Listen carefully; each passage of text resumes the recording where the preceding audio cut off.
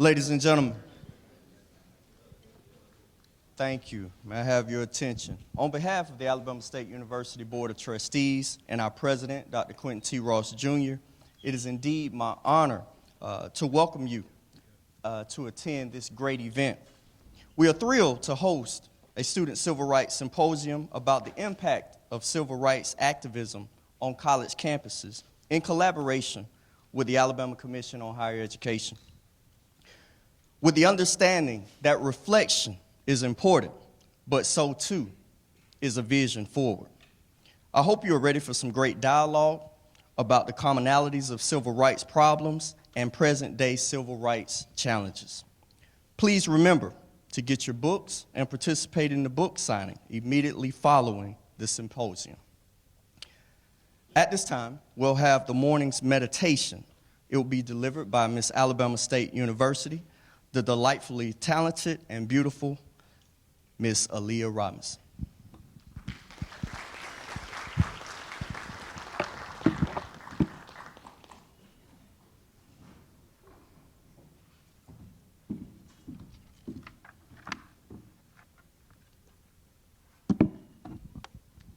First Corinthians 15:10 says, by the grace of God, I am who I am.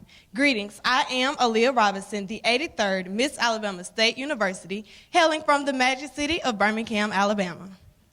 And on this morning, we would like to thank you as you join us in continuous support of moving ASU forward. Please bow your heads for a word of prayer. Dear Heavenly Father, thank you for life itself. Thank you for bringing us together in a moment so phenomenal as this. God, thank you for the opportunity to see another day of glory and create history as we speak. I pray that you keep us healthy, safe, and strong as we depart from this place, but forever in your arms. In the name of Jesus, we pray. Amen.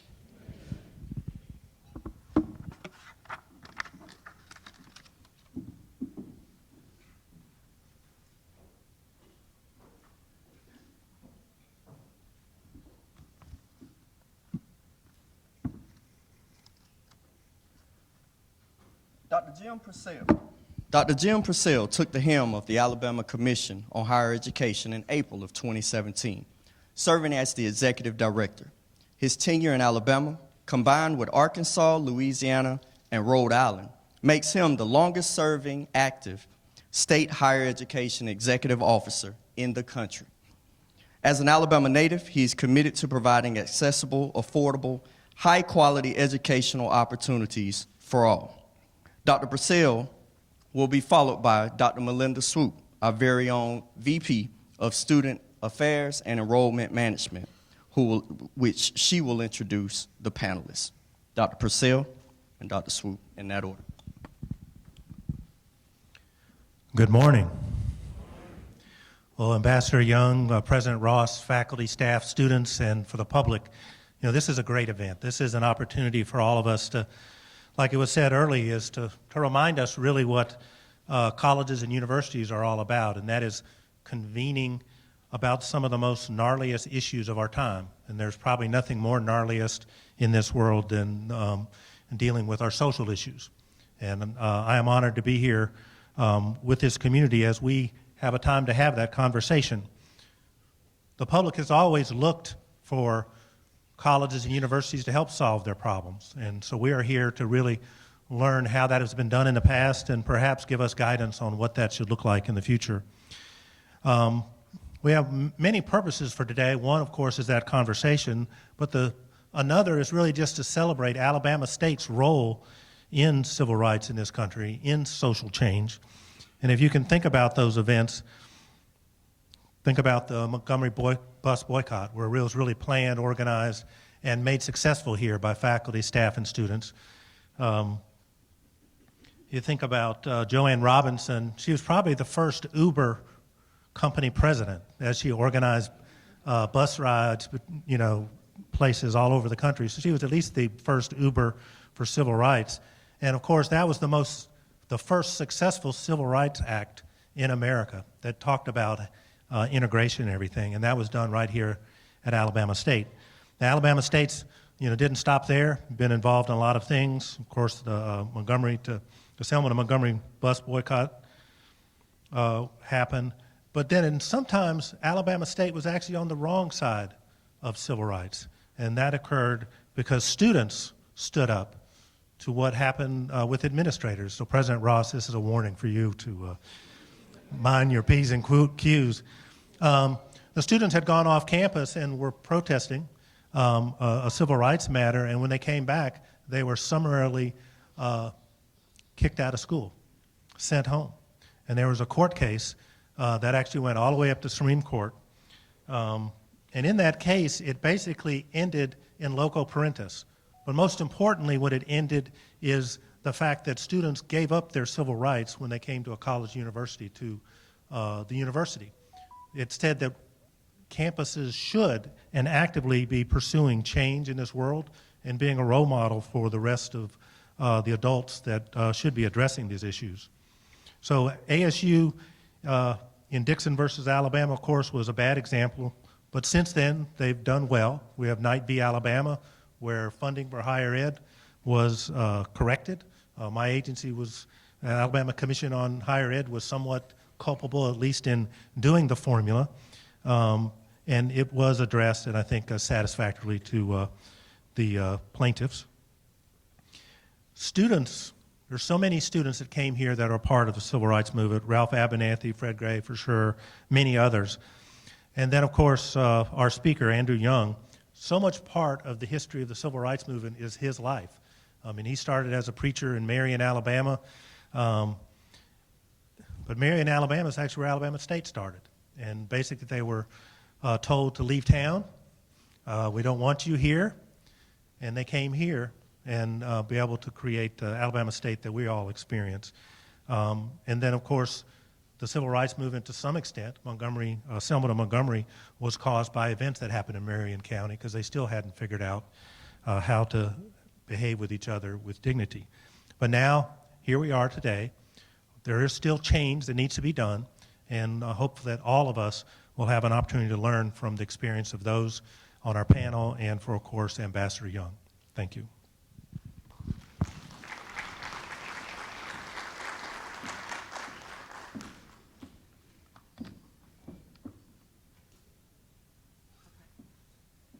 Before I get started, we are going to ask that everyone please put your phone on silent to be respectful during this period of time. And good morning. Thank you, President Ross, Dr. Petty, and the Planning Committee for the opportunity to stand before you today and introduce the individuals who will participate in today's Civil Rights Panel discussion. Each panelist will be introduced briefly. A more detailed bio can be found in your program. We are first going to ask that Dr. Dorothy Walker please approach the stage. And as she approached the stage, she is the first dedicated site director of the Freedom Rides Museum since it opened in 2011, a historic site of the Alabama Historical Commission. Dr. Walker has more than 20 years of experience working in historic preservation and cultural research advocacy, planning, outreach, research, budget, and project management. We welcome Dr. Walker to the stage.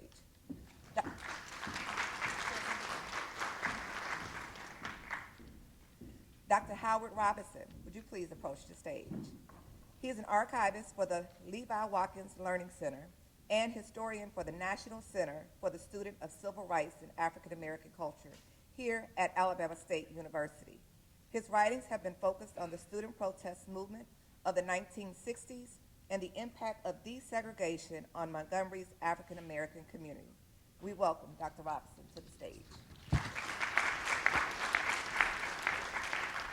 Dr. Newkirk, currently serving as the Associate Vice President of Academic Administration and Dean of the School of Graduate Studies at Alabama A&M University. Prior to his position there, Dr. Newkirk served as the 17th president of Fisk University. A noted historian, Dr. Newkirk is the author of the seminal work on the subject, Lynching in North Carolina, which won the Willie Parker Peace History Award for the best nonfiction study of North Carolina in 2009. He is currently writing what will be the seminal work on the history of African Americans in Alabama. We welcome Dr. Newkirk to the stage.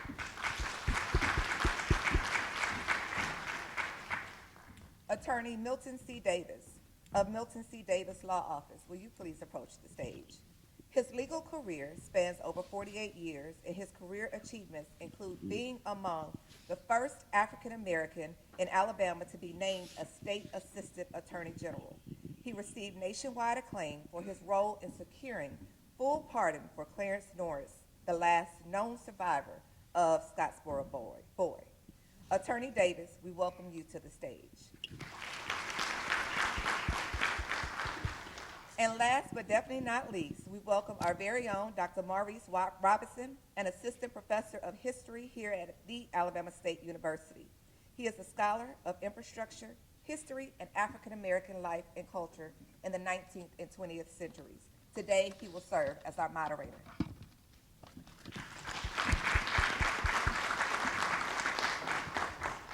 All right, thank you, Dr. Swoops. Good morning, everybody. Good morning. All right, we'll be succinct and precise because we want to really take time to really digest a lot of what we're going to hear from Ambassador Young. So thank you all for being here and taking time. All right, and thank you, panel, as well. All right. Ambassador Young does not need any intro, at least in my opinion, but the purpose of this amazing panel is to succinctly provide historical context for students. That's our goal. So please listen, and if you want to write some notes down, it's not too formal, but please write what you want and take this home and digest it and make it your own, right? But we want to situate Ambassador Young within the civil rights movement. So my first question to the panelists, and I think we have mics we can share if you need to as well. Do you have a personal recollection of when you were first made aware of or introduced to Andrew Young, either in your studies, the media, or in person? Anybody? All four of you all? Don't fight too hard to go. Well, I'll go. I think when we talk about Ambassador Young, my first recollection was as a child of the civil rights movement and understanding and having that experience of seeing him leading movements and marches. I think that's something that will never go away from me. And then also being a historian and writing about lynching and all types of mob violence and working with folks that actually dealt with the civil rights movement and having some of that impact and meeting Ambassador Young early in some other places, I think that's also important for me when we talk about him and placing him in the right historical context. So that's my experience. Okay, awesome, thank you. Well, before I make my comments as it relates to your question, I would like to clear up a comment made by our guest, Dr. Jim Purcell. Of course, Alabama State has not been on the right side of every event, but he mentioned the expulsion of 9 students who participated in the sit-ins at the county courthouse in 1960. And they were expelled, but at the time, Alabama State was under the jurisdiction or under the control of the State Board of Education, and the governor sat atop the State Board of Education as its ex-officio chair. And it was the governor who demanded that those students be expelled to the chagrin or to the opposition of then-President Harper Council Trenholm. So just wanted to clear that up.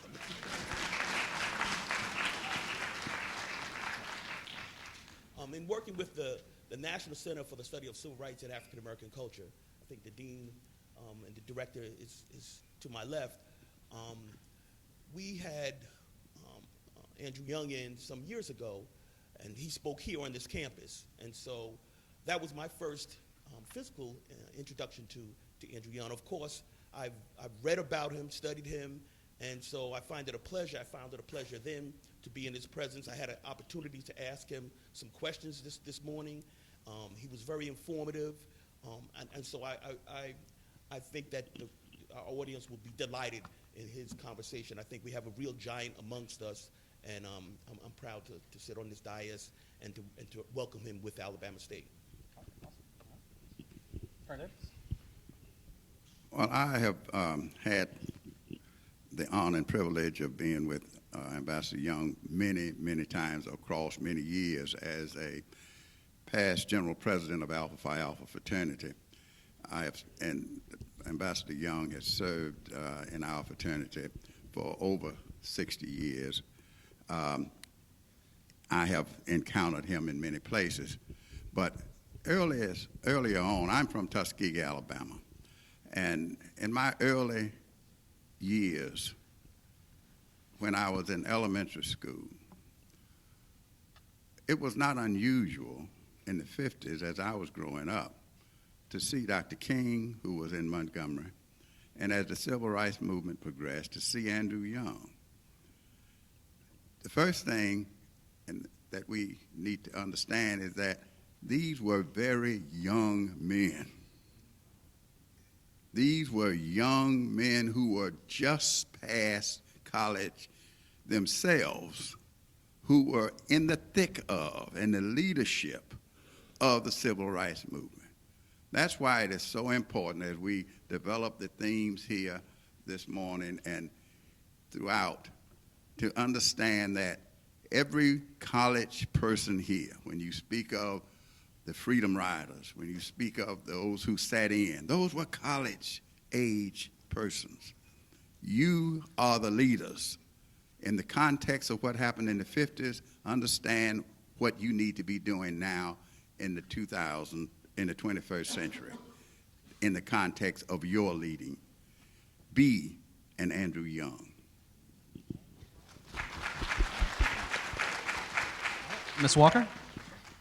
My first encounter with Ambassador Young was when I was in college and was studying history and came across the Eyes on the Prize series, and some of the content that he contributed to Eyes on the Prize is still some of the content that I use today in my role as the site director at the Freedom Rides Museum. I had the privilege and honor of meeting Ambassador Young in my role with the Freedom Rides Museum because he worked behind the scenes and closely with the Student Nonviolent Coordinating Committee, Congressman John Lewis and others. And so as we have tried to document that history, he's been we've relied on a lot of the information that he's either written about, he's spoken about, or has provided to us on firsthand. So we had an event at the county federal courthouse here a few years ago to honor attorney Bruce Boynton, who was the plaintiff in the case of Boynton versus Virginia, which was the foundation of the Freedom Rides. And Ambassador Young was there, and I believe that was my very first time having an opportunity to personally introduce myself to him, though I'd heard him speak several times. And it's just an honor to be in the presence of someone who has given so much of his life to helping to improve and helping to bring about change in this country, across the world. And we are better for him having done the work that he did along with others, countless others. So we are very thankful that, and of course, when I was here working with the National Center for the Study of Civil Rights at Alabama State, I had the opportunity to learn more about Ambassador Young's role with some of the civil rights campaigns. So it's an honor and a privilege to get to hear him and to get to continue to study his life, because I believe it is a blueprint for what we all can do to be involved in helping to bring about change. Okay. All right, so question 2, and we'll try to keep, this might be the last question because we want to hear from Ambassador Young. But for the panel, succinctly, what role did HBCUs and or students perform during the civil rights movement from your point of view, from your anecdotal evidence or examples? Well, as we were talking this morning, I think that students, when we talk about student activism, it goes far beyond the civil rights movement. But I think we talk about the civil rights movement, we see that on TV, but if you think about it, much of the change in this nation came from our students, started even before that. For example, at the institution I used to lead, Fisk University, in early 1900, there was a president who got rid of the student newspaper. And because of that, students went on a protest to get this voice back out there, led by W.B. Du Bois and others. That was one piece that led to the president being changed and the university changing the way it operated and changing dress codes. At Shaw University in the early 1920s, there were protests about getting rid of a medical school and protests about the way women had to dress on campus and some of the Spartan things that they had to do. Students protested and changed that whole environment, and they also protested having white leadership at HBCUs. Why would we have white presidents at an institution that's training young African American students for the world? And so those protests led to changes when you begin to see black college presidents because of student protests. So by the time we get to the civil rights movement, we've got an active relationship of students leading change on our campuses and in our nation. Change in our campuses and in our nation, that comes from this activism of students believing that they can change the world. And I want students to always believe that they can change the world, because it's important when we look at what's happening now. We talk about gun violence, and I'm so impressed by those young students at Michigan who are now protesting how we change and stop this gun violence. And I see that not just happening on that campus, but it's happening across the nation as young people are picking up the mantle and moving forward. So this whole thing of activism during the civil rights movement, it's a long history of activism, and I think that what happened there is when we saw our students really come of age and begin to take the mantle and move things forward by leading things at my alma mater at one place at A&T, the civil rights and the lunch counter protests, all of those things happening. And it happened because students, just like you, were not afraid to take that mantle and move forward, and all of those things are important to me, and so I see that as a HBCU administrator as an important aspect of what every student should be about is, at an HBCU. I have a couple of thoughts as it relates to this question. One, I think I wrote an article with a colleague, Dr. Burtis English, about the Alabama State student sit-ins. But in writing that article, I wanted to look at the earlier sit-ins. So, of course, the North Carolina A&T sit-ins on February 1st of 1960. But then I started to realize and started to uncover other sit-ins that happened in the early 1950s, then in the 1940s, and back into the 1930s. So I found that students at Lincoln and students at Florida A&M and students in Oklahoma had been protesting using the sit-ins as a technique for decades. And so you had a critical mass of sit-ins in 1960 that's really started or sparked a region-wide campaign and so when we associate or talk about the sit-ins today, we think about the sit-ins in 1960s, 6D. And so, but black college students had been involved in protesting for decades. One thing I want to say is that my interest in civil rights and in student protest, particularly at black colleges, I was sort of delving into that in my master's program, and here at Alabama State University. And the students at Alabama State took over an administration hall, right? And students were camped out in the administration hall. And I had graduated from undergraduate a couple of years earlier, so I was sort of removed from the students. And but I had a friend, a fraternity brother, who was in school. And I talked to Quentin Ross, and I said, I want to get into to where the students are protesting. I want to see this firsthand. And so Quentin Ross, who was involved with the students, took me inside the student protest.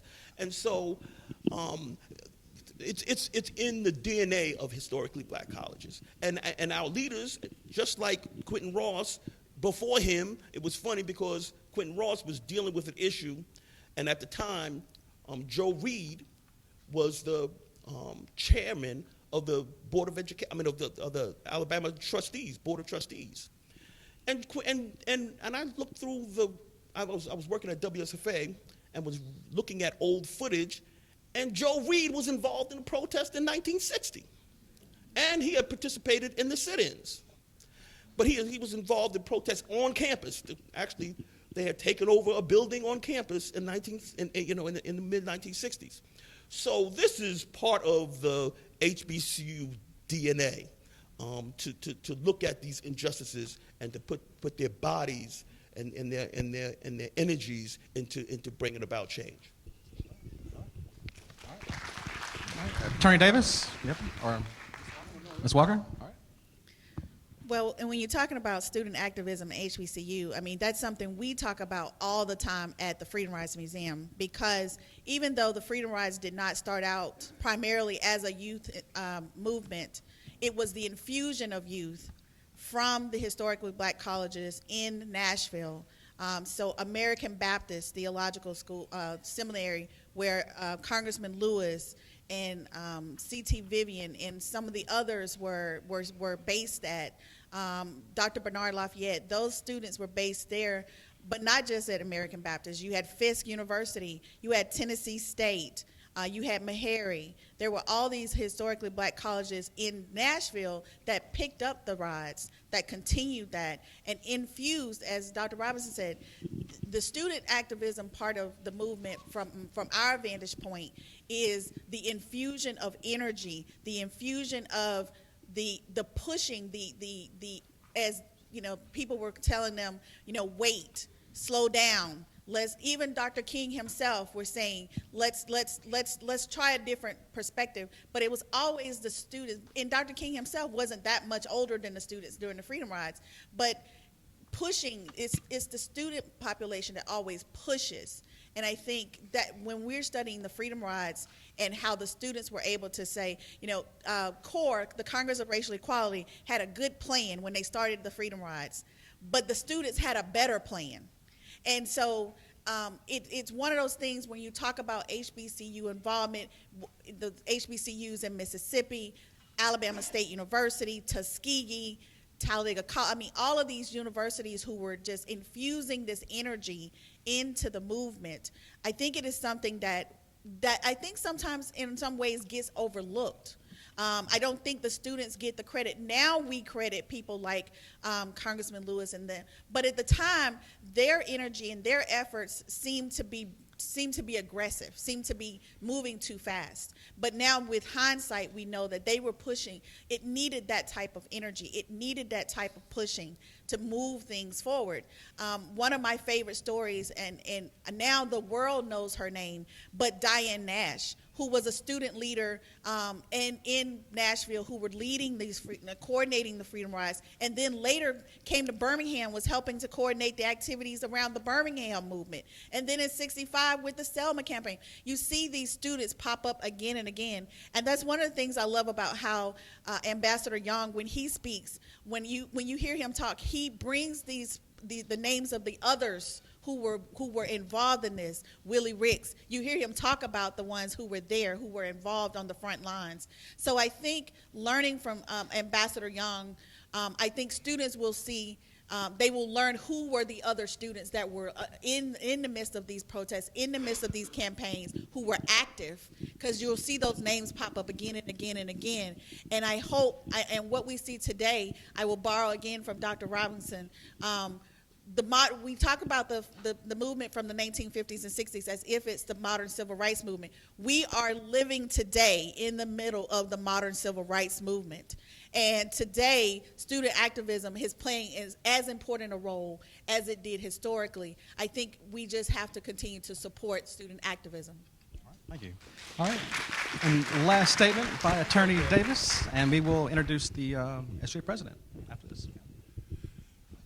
I want to make 4 quick points.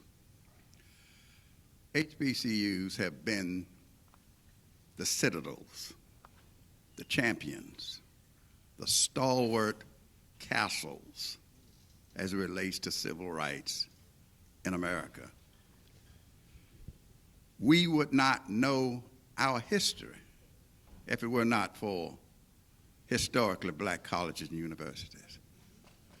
It was Howard University, under the leadership of Charles Hamilton Houston as the dean of the law school at Howard, that helped to develop brand new theories of law that defeated Plessy versus Ferguson, when the Supreme Court had declared that separate but equal was the law of the land and was the interpretation of the Constitution. Had it not been for scholars like Charles Hamilton Houston, who trained Thurgood Marshall, who trained Belford Lawson, who delivered those arguments before the United States Supreme Court. No other law school was teaching that. It had to be an HBCU with a mission to do that. You look at Fisk University, who produced John Hope Franklin, one of the greatest historians, who worked on Brown versus the board to develop the sociological arguments that Thurgood Marshall argued in Brown versus the board before the Supreme Court. If it had not been for a Fisk University and a John Hope Franklin, then the arguments and the research and the data would not have been present to put into the briefs and to argue those cases. When you look at Tuskegee University, back in 1913 up until the 1980s, it produced an annual book called the Negro Yearbook, which was a comprehensive documented analysis, an encyclopedia of all relevant facts about the development of black people in the United States. When you look at Charles G. Gomillion, who was the chairman of the Department of Sociology at Tuskegee University, it was Charles G. Gomillion and the university professors and faculty at Tuskegee who sought to vote in Tuskegee, and when they were denied the right to vote, and challenged that, saying that we passed all of the literacy tests because we had all the PhDs. But then they said, Sam Engelhardt, who was a Klan member and lived in Shorter, passed a bill in the Alabama legislature to change the boundaries of Tuskegee's city limits from a square that it had been since the beginning to a 28-sided figure that drew out every registered black voter in Tuskegee. It went to the Supreme Court because Dr. Gomillion challenged it. And the famous case of Gomillion versus Lightfoot, which declared that gerrymandering for racial purposes was unconstitutional, came from the campus of Tuskegee Institute, from a professor in the sociology department who challenged those things. As a result of that occurring, Sam Engelhardt had another bill passed to change the Constitution of the state of Alabama. And if there are students in here, take this down. Alabama Amendment 132. You should have that in your brain. Alabama Amendment 132 to the Alabama State Constitution, which was passed by the Alabama legislature. And as you know, constitutional amendments have to be voted on by the entire state. It was voted on by the entire state, and the entire state of Alabama in 1957 voted to abolish Macon County and to abolish Tuskegee and to divide its property up and let it to be assigned to the surrounding counties of Montgomery, Elmo, Bullock, and Tallapoosa counties to defeat black people from voting. Do you know the reason why it didn't work? Everybody wanted Notasulga, everybody wanted Shorter, everybody wanted Holloway. Nobody wanted educated black folks in Tuskegee. And so no one would take us in Tuskegee and Tuskegee University. And so that plan was defeated. HBCUs were the citadels, the last point I want to make, for SNCC, the Student Nonviolent Coordinating Committee. That was what John Lewis headed when he, as a student, crossed the Edmund Pettus Bridge the first time on Bloody Sunday and almost lost his life. Dr. King was not with him. It was John Lewis who led that first march. It was Dr. King who led the second march. But it was a student heading the Student Nonviolent Coordinating Committee that galvanized the nation on Bloody Sunday and had the courage to lead us forward into the future. That's what Andy Young was all about in those days and is to this day as he comes here to Montgomery to speak to us. We should be John Lewis's. I hope all of you will be Andy Young's. It is the HBCUs that train us up to be courageous, to be warriors, to be people of the future. That is our calling. That is your challenge, students of Alabama State University. Thank you. Thank you. All right. Thank you, panelists. Thank you so much. That was very invigorating. Panelists, thank you. Thank you all. All right. All right. Thank you.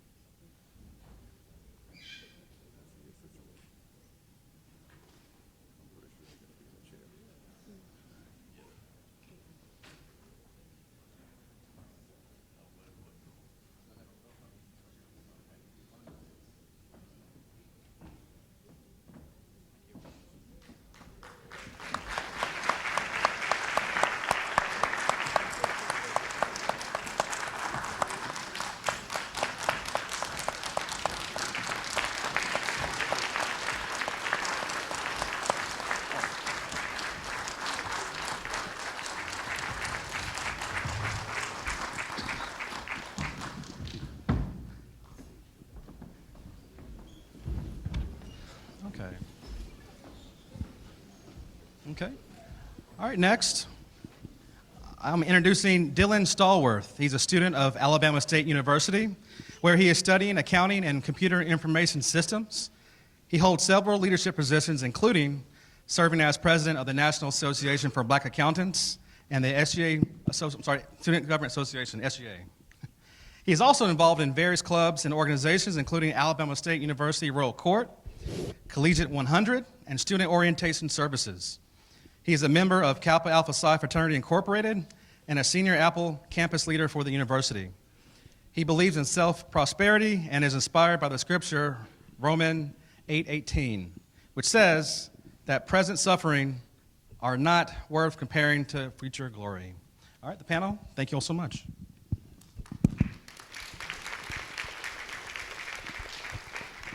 And so before I start off, and thank you for the introduction. Before I start off, I just want to say how grateful and thankful I am to be up here with the men of the hour and to give my own introduction. And so, Ambassador Andrew J. Young. Andrew J. Young has earned worldwide recognition as a pioneer and champion of civil and human rights.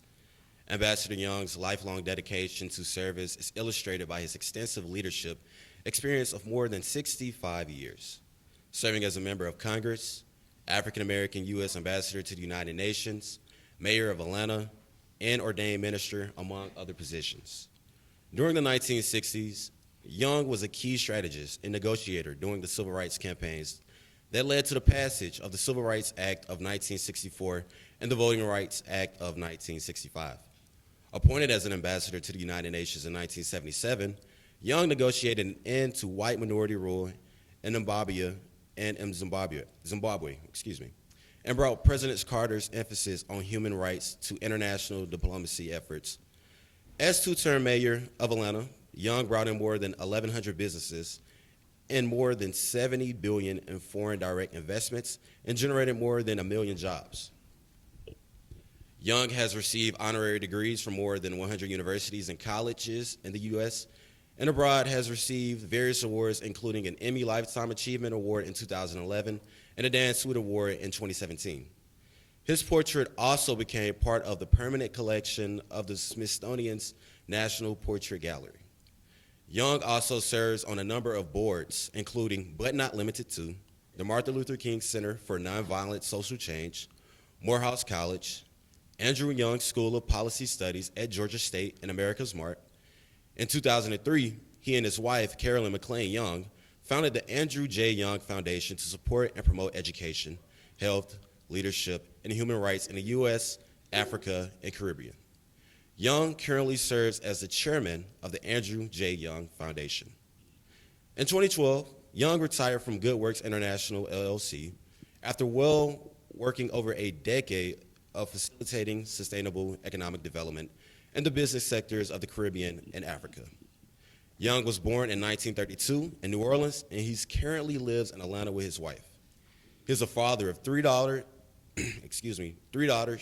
one son, and a grandfather of 9, and a great-grandfather of 1. Ambassador Andrew J. Young.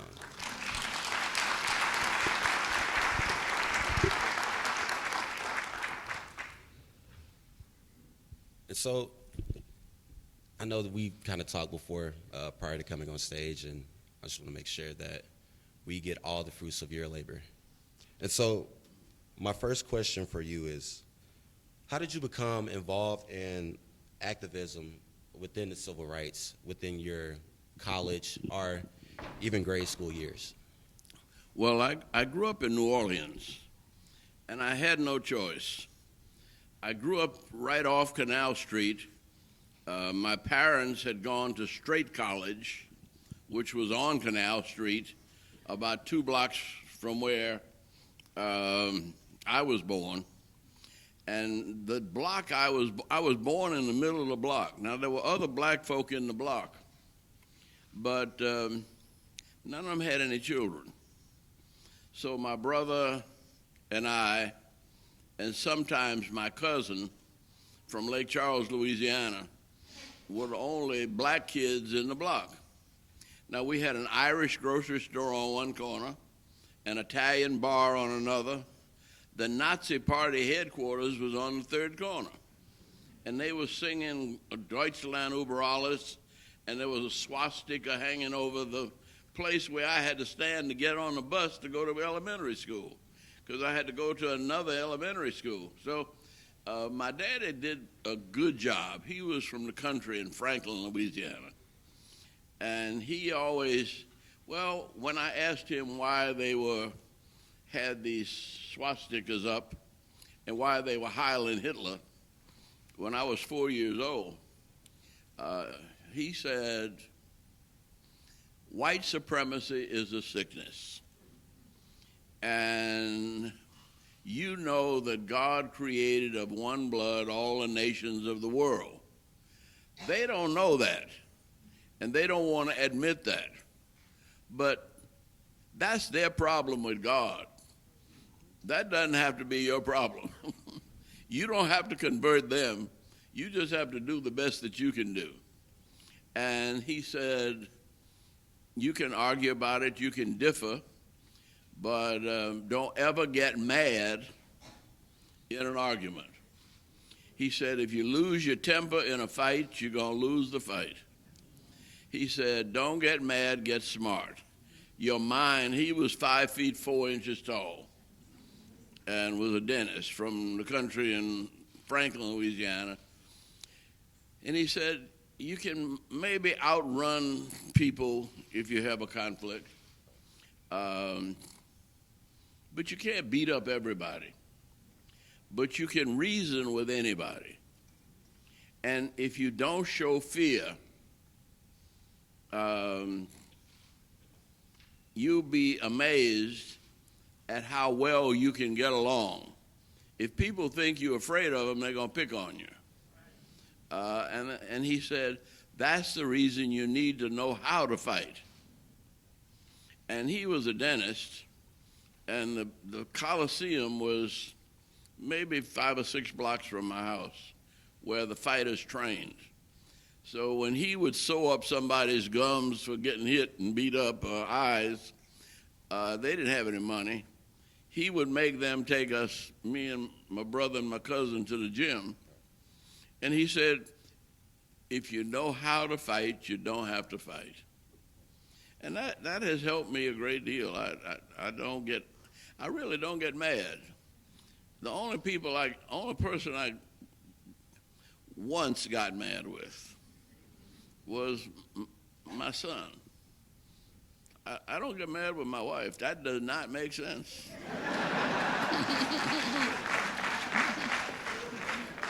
She is always right.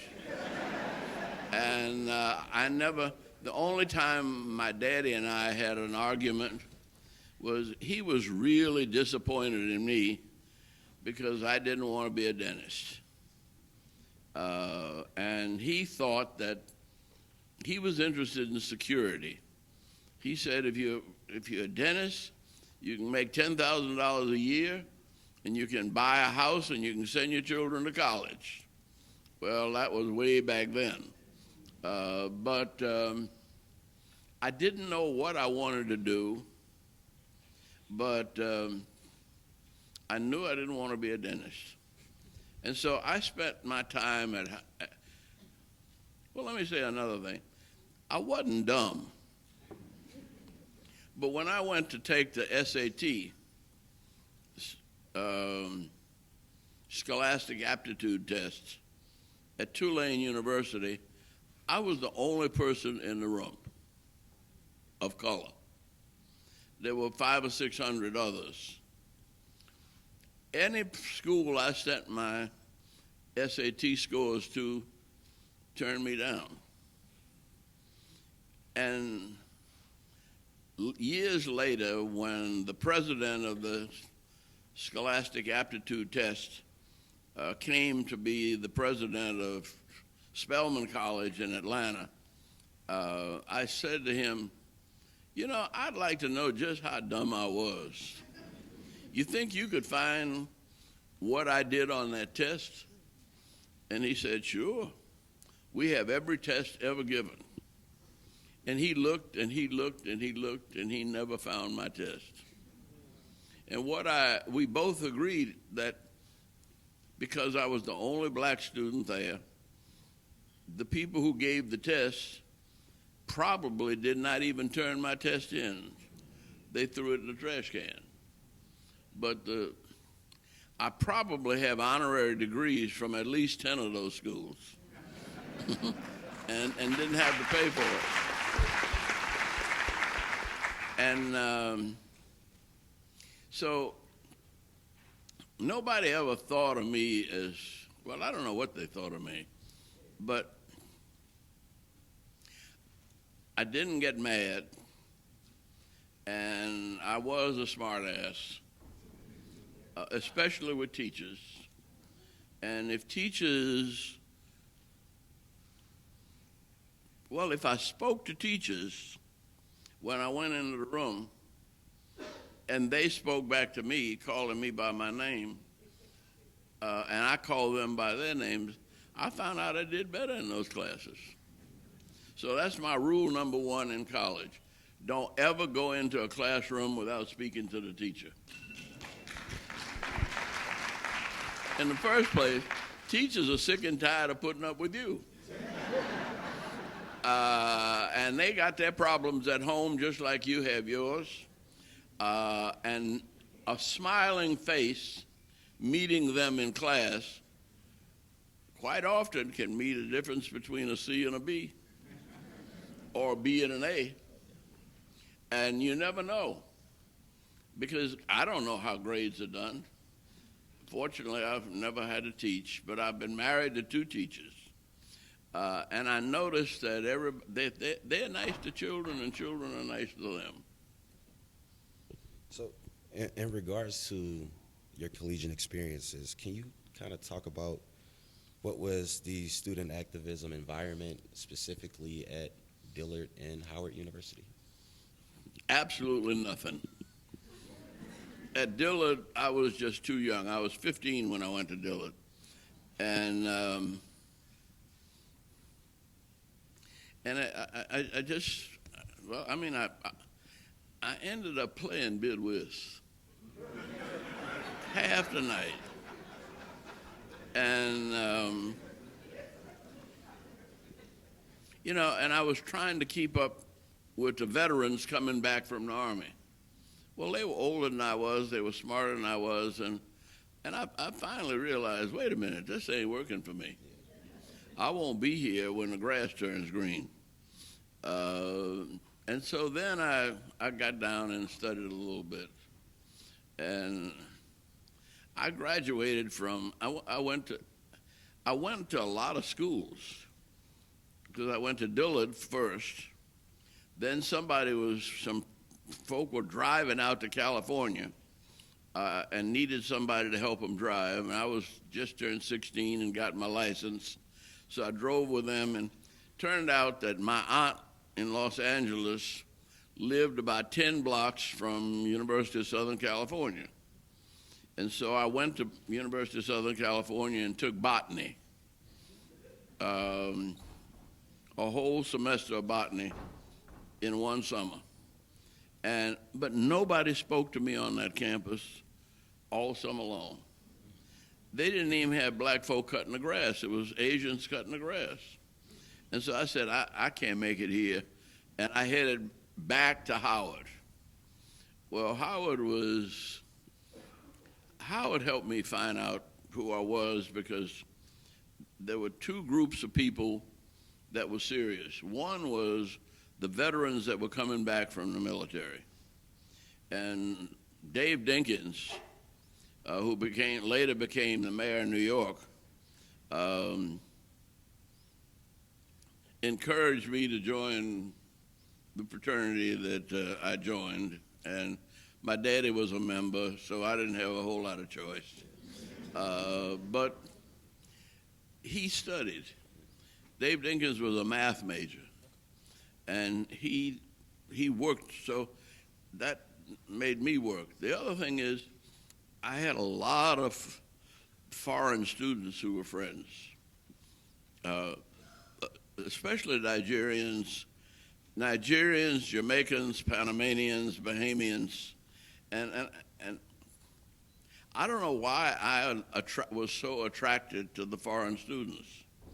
But one, they were smart. And I remember this guy from Nigeria, great big old guy.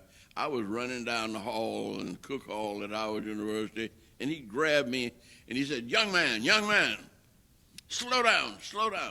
He said, you know, you could be somebody if you ever got civilized.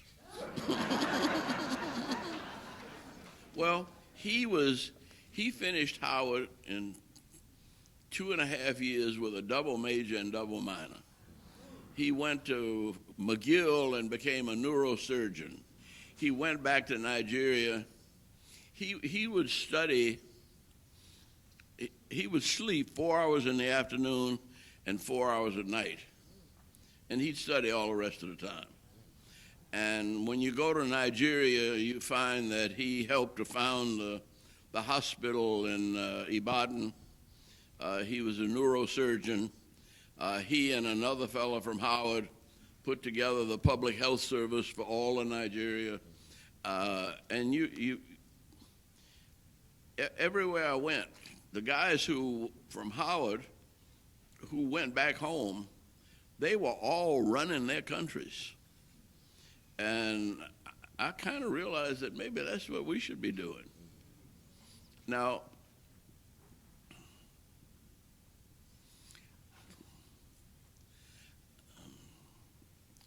I graduated in 1951. So that was long before Montgomery, and it was long before the sit-ins and everything. And I was in New York, in Hartford Theological Seminary, and in New York later on. And I just got to meet people from all over the world. And I saw what was wrong with the world. Now,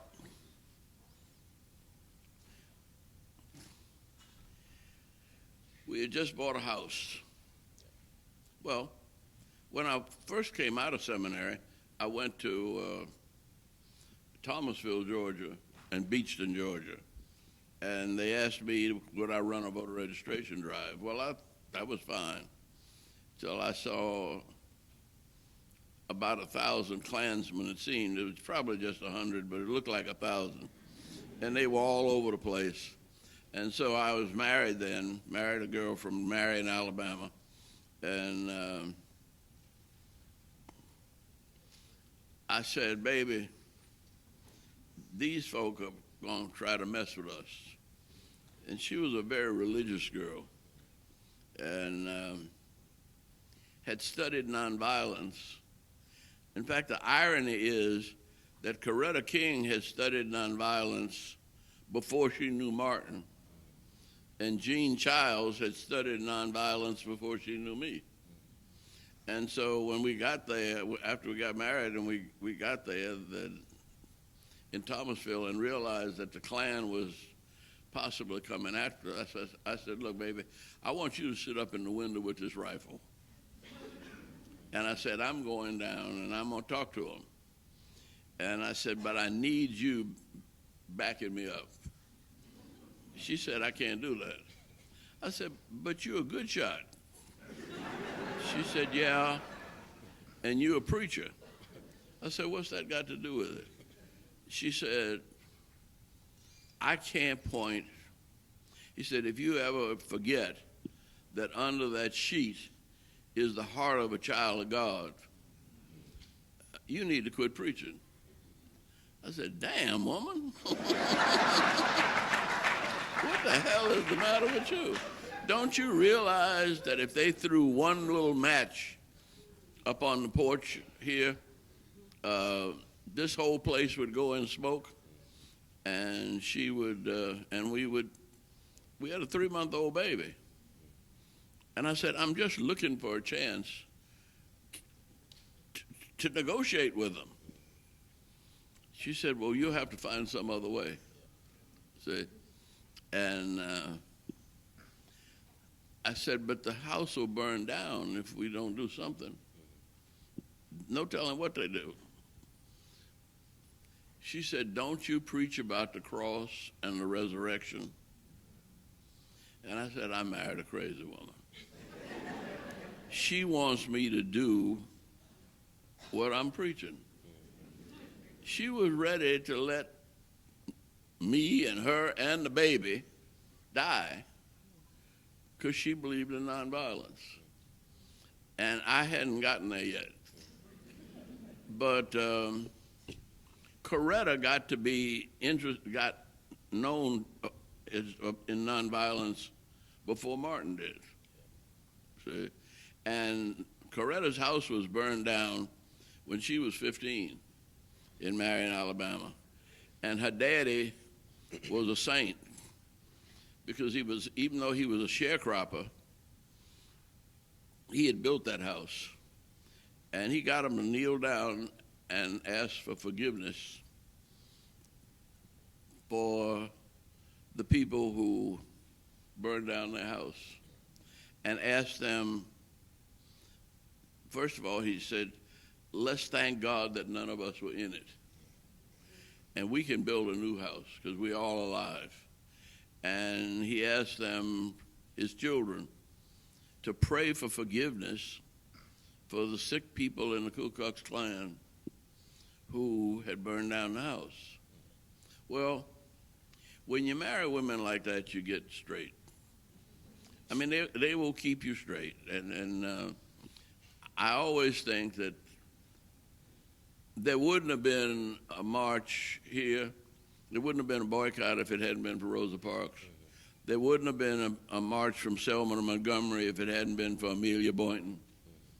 See, that even the March on Washington, even though they didn't let her speak, the lady who was the head of the National Council of Negro Women, Dorothy Height, was the one who kept the brothers together. And so we are all in this together. And well, let me say one more thing, and then I'll quit and you can ask questions. Or you can keep asking questions. I was blessed, and I never planned what I was doing. I didn't want to go to Marion, Alabama. Damn.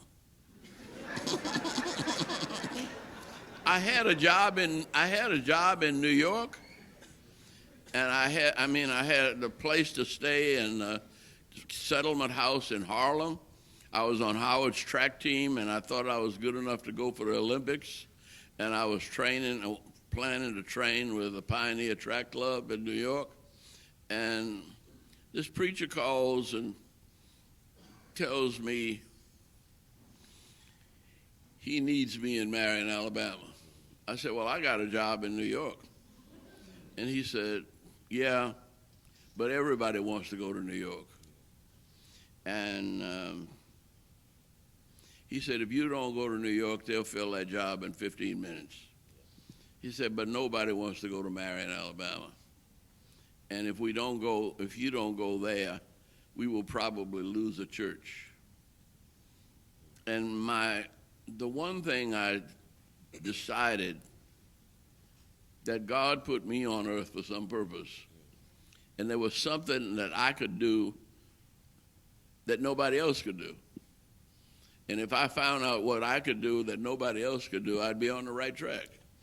Well, he had me cornered, because would nobody else go to Marion, Alabama? See? But when I went to Alabama, I met this little girl. See, she was crazy, but she was cute. And she had all of these nonviolent ideas that I didn't understand, but she had a basketball letter. She had a senior life-saving certificate, and she had a Bible that was underlined. Well, frankly, none of the girls I went with at Howard have Bibles. I don't believe I saw a Bible on the campus. And so I figured that's what the Lord wanted me to do. So 2 years later, I married her, and we were married for 40 years, and I had an amazing career because I followed her. Yeah. And so look around real close and see if you can find a girl that reads the Bible.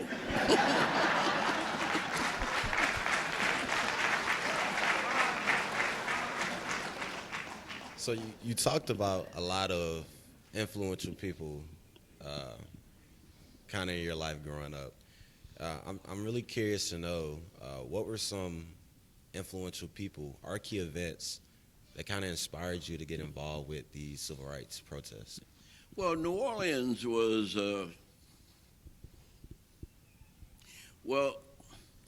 they would now say it was a cultured kind of community.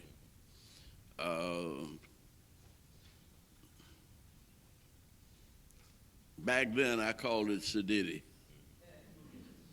because my mama would make me go to concerts and listen to people sing, but I heard Paul Robeson sing, and I later learned that Paul Robeson's politics, see?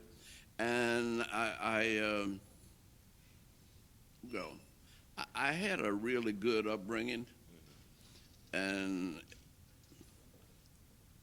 anytime there was somebody that was somebody anywhere in the world, my parents found a way to drag me and my brother in to meet them. And I didn't know who they were and didn't care, but I had to go. And my father was very active in the YMCA. My mother was very active in the YWCA.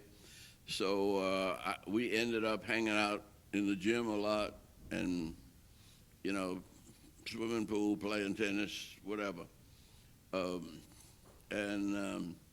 I just had a good upbringing. And even the interracial neighborhood I was in, I didn't have but 1 or 2 fights, see, because people knew I would fight, see, and and just being willing to stand up to folk. And you might get in a few licks, but I'm gonna get in one too. And that held up for me till 1964 in the Ku Klux, when I had to confront the Ku Klux Klan because Dr. King sent me down to stop the movement, and in St. Augustine, Florida, and nobody wanted to stop. All these people still wanted to march, and there was 100 and some Klansmen out there in the park. And when it came time to march, none of the men wanted to march. It was the women and the children, and Hosea Williams, who was, Jose was really, he came from Attapogus, Georgia. And Hosea joined the Army when he was 16. And he joined the Army because it was the only place he could go in the world where he could legally kill white folks. And when he got to France, a bomb hit a foxhole, and everybody was killed but him. And he was under the bottom when they took the bodies out, and he was still alive. On his way back to Attapogus, Georgia, he stopped in Macon and tried to get a drink of water at a water fountain. It had colored on it, white only on it, but he went in, he bought a cup and threw the coffee away, rinsed it out to get water, and then a group of little white hoodlums kind of roughed him up, even though he was a veteran that was 40% disabled, and he was on crutches. And these kids beat him up, and he decided, and he was one that he always wanted to, he decided that God wanted him to die for his people. So he was always talking about being ready to die for his people. But that night, he sent me. And I couldn't argue with him in front of the church. So I took the people outside. And when I went down there,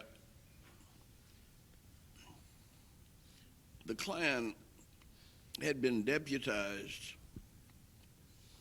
by the sheriff to beat folk up. And so I left the people on, it was mostly women and children, on one side of the street, and I crossed over by myself, thinking I could talk my way through it.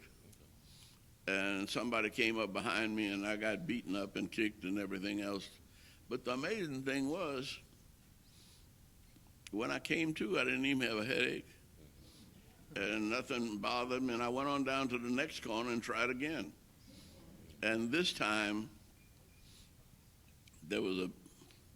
it turned out, I realized that the sheriff had deputized the Ku Klux Klan to stop us. But the city of St. Augustine didn't want to mess up their tourist industry, and they didn't want violence. So this big, about 6'6", biggest policeman I've ever seen, and I sure was glad to see him.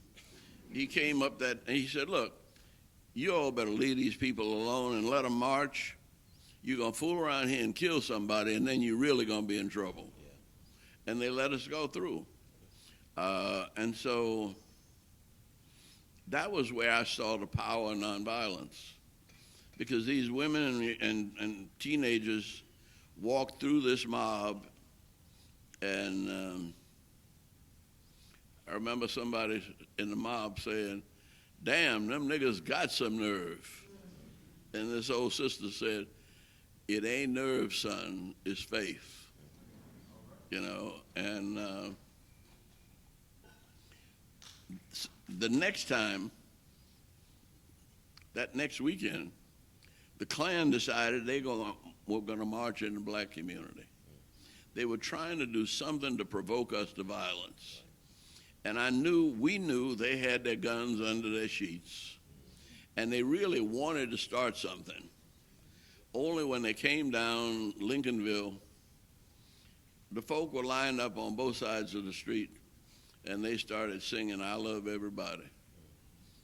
You can't make me doubt him. I know too much about him.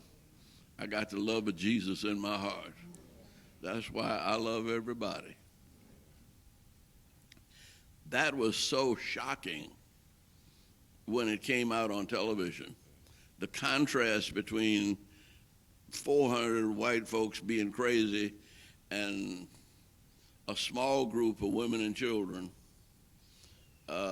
singing "I love everybody," that it really got the '64 Civil Rights bill passed. They broke the filibuster. This was Saturday. They broke the filibuster Tuesday, and they passed the Civil Rights Act. And so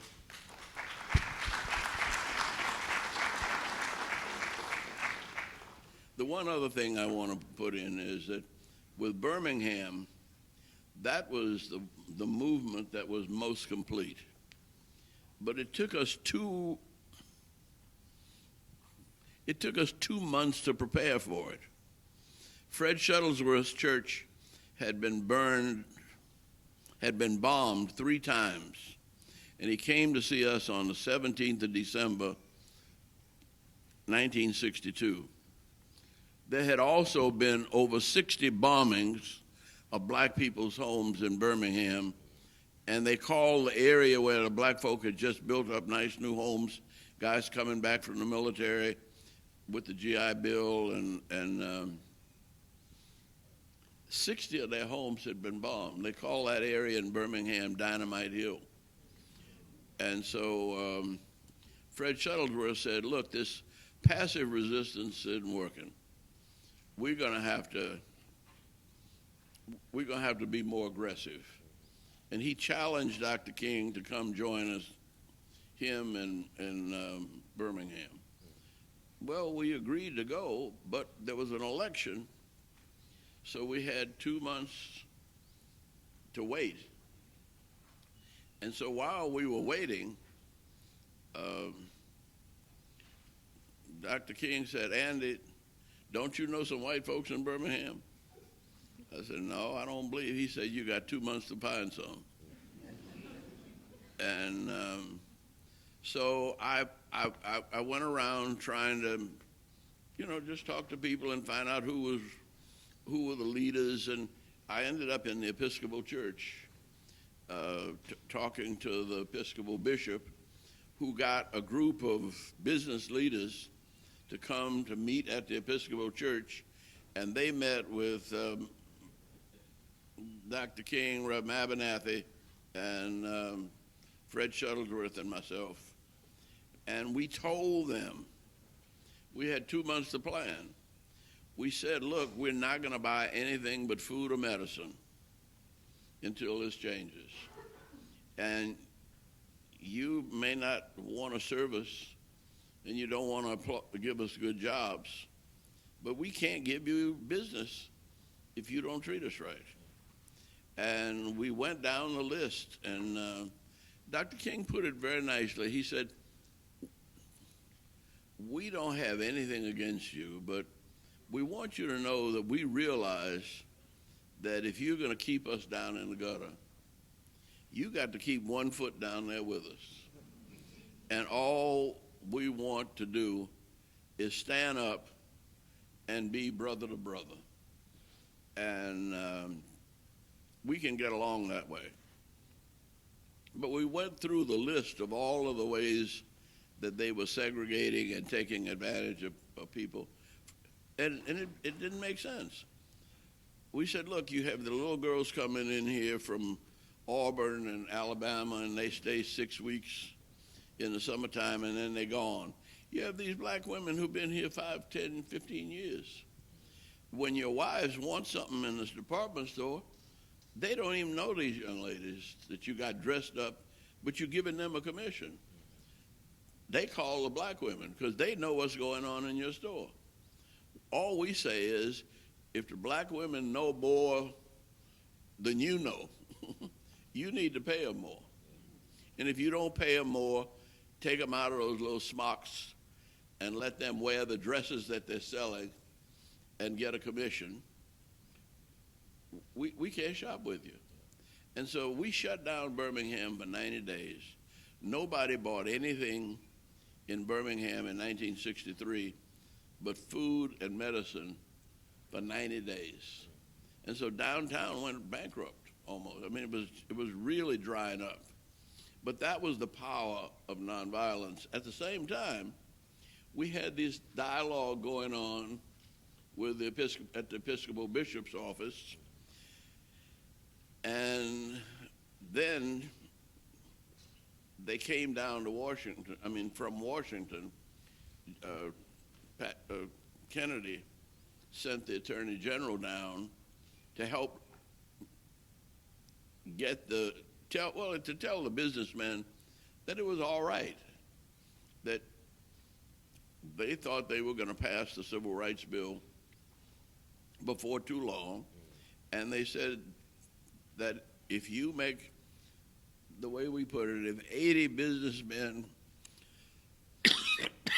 will come to an agreement that segregation will stop, it'll stop.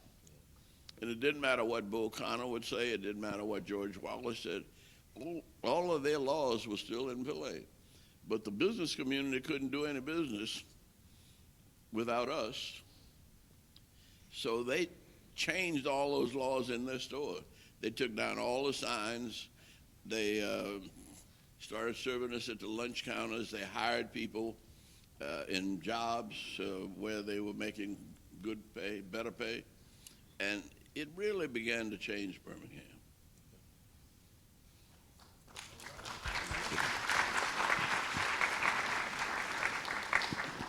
Let me say one more thing.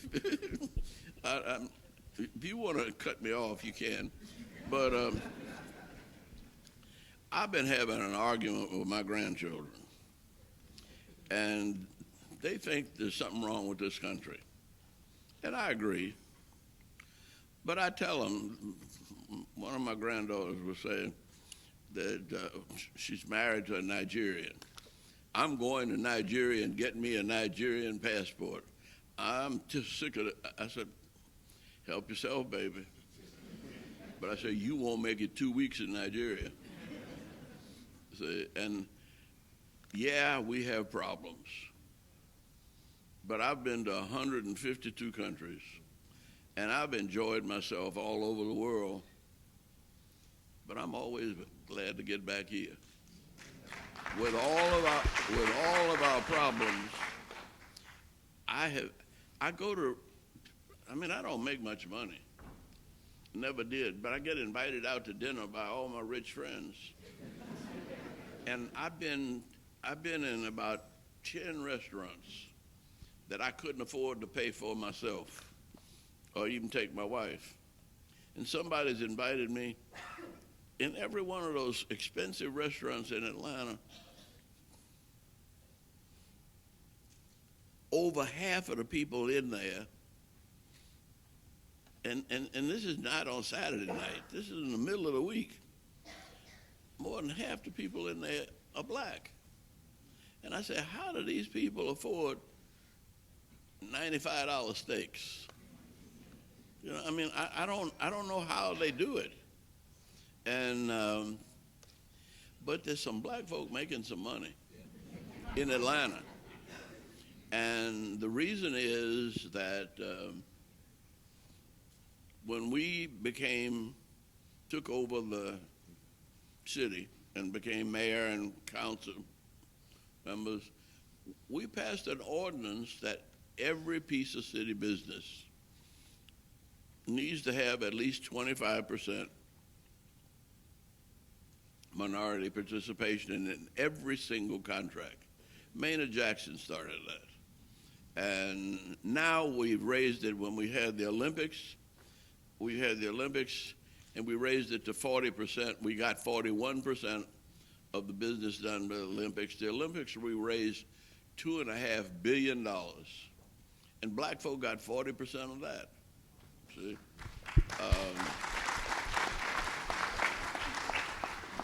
I mean, Beyonce is there next week, I believe. And they told me that the seats in the balcony were $900. I said, damn. I love Beyonce, but in no way I got $900 to sit in the balcony. I love Beyonce too. Yeah, but you ain't got $900. But these Negroes in Atlanta are going, and they paying $2,500 to sit on the floor. I mean, and there will be 40,000 people in there 4 nights in a row. Damn, come on. I mean, why? How? You know, we did something right. Now, I found out what it was. You see, when we tried to build an airport, we didn't have any money.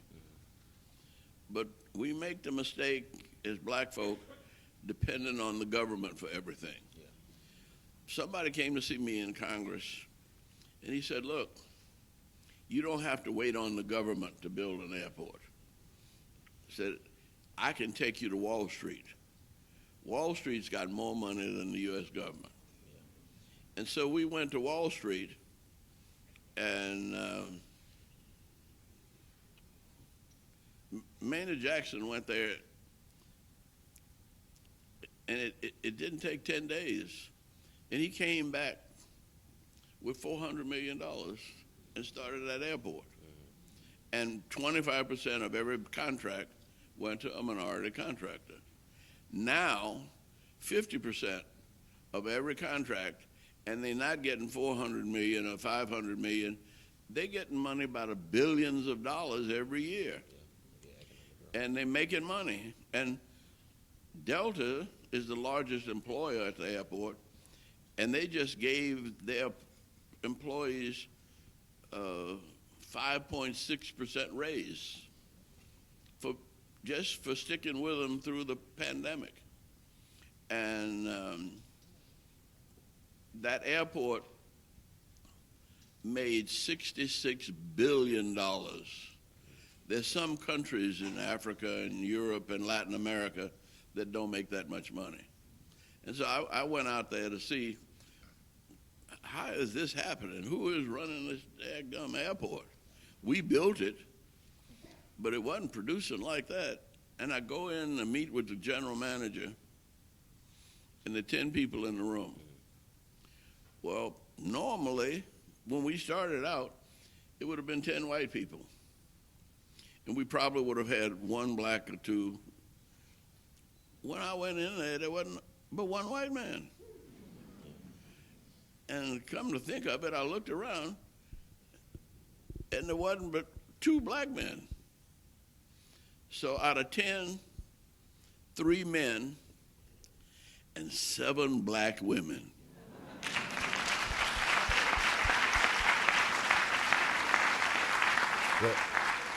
And they knew their business. Every time the general manager asked a question, I asked him a question, he pointed to one of the black women. And they gave him the answer. And so these are sisters, you know, girls always were the smartest in our classes. We didn't want to admit it. But they got a chance to take over the Atlanta airport, and they're running it. And it's the largest airport in the world. It handled 110 million passengers. And all the airline troubles you see all over the country, knock on wood, but you don't see them in Atlanta. These folk know what they're doing. And that's why I don't want to get discouraged about progress in race relations. Yeah, we saw George Floyd get killed, and that was tragic. but you didn't know that there was a black district attorney that got those folk locked up. You know, and we are making progress in spite of the fact that we still have many, many problems. So that's your job. Your job is to finish the job and to take, I mean, I feel guilty about Montgomery. I didn't do much in Montgomery, but I did a lot in Selma. I did a lot in Birmingham. And I'm going to talk to your mayor here because there's got to be something we can do to help Birmingham.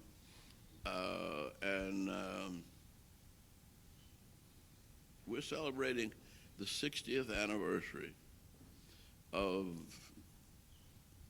the Montgomery boycott with Rosa Parks. And if it hadn't been for Montgomery, if it hadn't been for this institution, no telling where we'd be in this world. Right. So God has blessed you. Pass on your blessings to the rest of us and take it the next mile or 2 miles or 10,000 miles. It doesn't matter. You got a life to live and God has blessed you.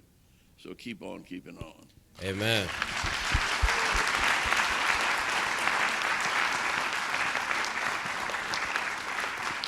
Once again, I want to give a thanks to Ambassador Young. Before we transition, I want to introduce somebody very, very important to the stage. On behalf of the governor's office, I would like to introduce Stacey Robertson. She is the Director of Minority Affairs with the Alabama Governor's Office, here to present you with a special presentation. Stacey Robertson.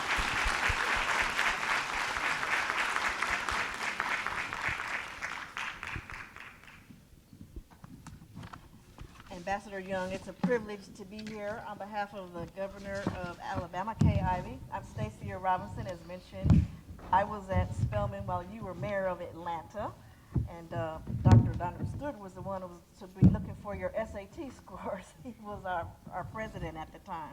It's a privilege to be here, and on behalf of the governor, I have a commendation. I'm not going to read all the whereas, however, I will read the last one that reads as follows.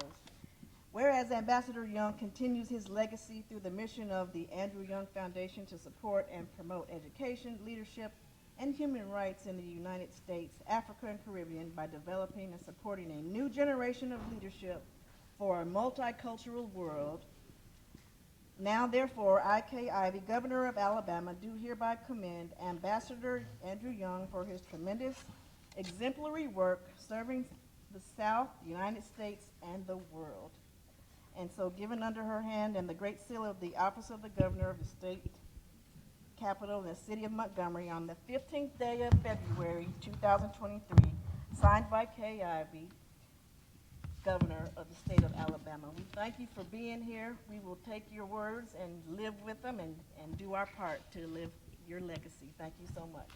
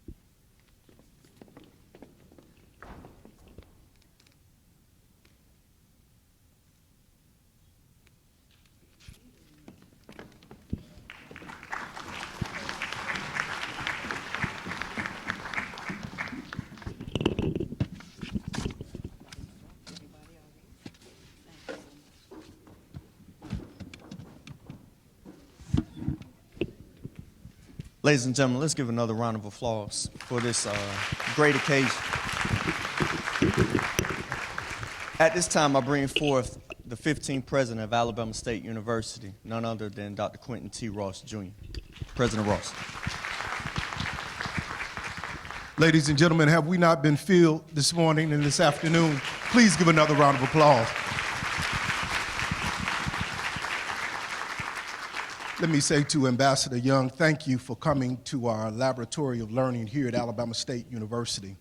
The information that you provided for us, the up close and personal, he is truly one of the living icons for those things that change the world for children that were young and born, including myself. And I am just so honored that you're here. And I put this picture up because God, I don't think anything happens by chance. But we were in the airport together a year ago. And I don't ever like to approach a famous person, but I just begged his pardon because I knew that he pastored the church in Marion, Alabama, where Alabama State University was born. And we struck up a conversation. He said, come on. And we talked for about 30 minutes. And I said, we want to get you to Alabama State University. And today, the Lord has made that possible, and we're truly blessed to have you. Thank you so much. I would be remiss if I didn't thank our Assistant Provost of Student Success and Strategic Initiatives, Dr. Tangela Petty, and her team for making all of this possible. Give her a round of applause. To have Dr. Purcell here from the Commissioner of Higher Education from Alabama, we are truly grateful, and thank you for the support that you provided so that we could pull all of this together. From the governor's office, Ms. Robinson, thank you. Thank the governor for her proclamation. But more importantly, our students. Give them a round of applause. Our student leaders. Our student leaders and of course, SGA President, thank you so much for what you've done. And I want to thank this panel for setting the stage, please give the panel a round of applause. And Dr. Robinson, I don't know, I don't see him, but I want to thank Dean Franklin and Dr. Robinson because some years ago we had a gentleman on this campus by the name of Jelani Favors who wrote the book, A Shelter in Time of Storm.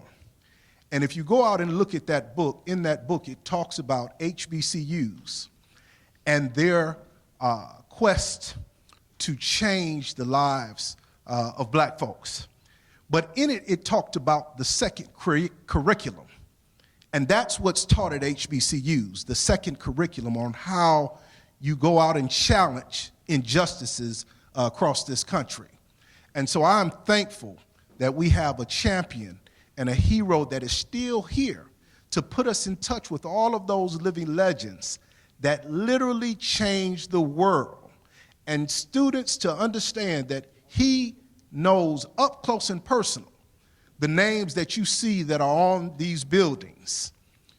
The Reverend Fred Shuttlesworth, Ralph Abernathy, F.D. Reese. Those are individuals that went to Alabama State University and worked in tandem with so many others across this country to give us the lives that we have today.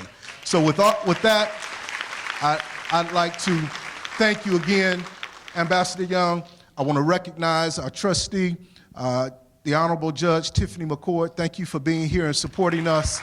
And thank all of you from the community and our students. Thank you, because this is truly a part of our strategy and a strategic plan at Alabama State. Communiversity is what we're all about. And so we hope that you all have enjoyed what your eyes have seen and your ears have heard. And we want to thank you from the bottom of our hearts for coming and supporting us today. Thank you, and God bless you. Please remember that we will have a slight reception outside in the foyer and book signing by the Honorable Ambassador Andrew Young.